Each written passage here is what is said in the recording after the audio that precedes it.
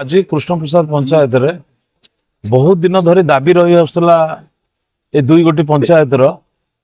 जे कृष्णप्रसाद बिनिशपुर रास्ता तो ये रास्ता आज ग्राम्य उन्नयन विभाग तरफ 5.5 मीटर चौड़ारे रास्ता हम ए पाखापाखि 11 कोटी टंकार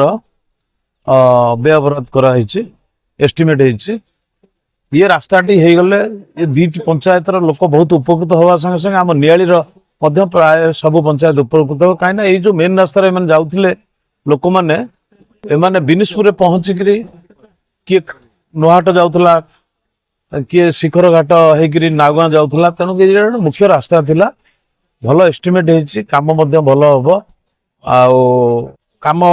निर्धारित समय आम सर आशा रखीचु तेणु आज दीर्घ दिन जो दाबी थिला लोकंकर पूर्ण होइछि। ट्यूबवेल खराब हो जाए चलुनी ताकू स्थानीय पंचायत बासिंदा जदि आमको कंप्लेन देबे ताले सांगे सांगे तुरंत सेटा मरामती हम बाकी रहा पानी टांकी कथा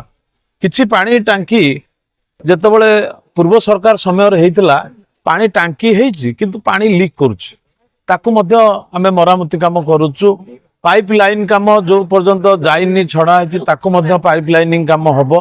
तेणु पानी समस्या खरा दिने रहिबो नाही नियाली किछि जगार आयरन पानी बाहरुछि तो सेथिपई मध्य गोटे मेसीन आयोजन कराई से मेसीन लगेगी आयरन पानी की संपूर्ण भाव में जमी न आसो से व्यवस्था करा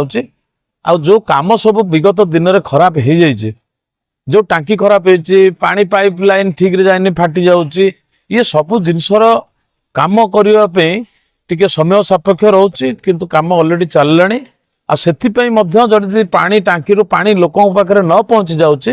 ताहले तुरंत युद्धकालीन भितर ट्यूबवेल दिया जिवो जेंति पानी समस्या रहिबो नाही।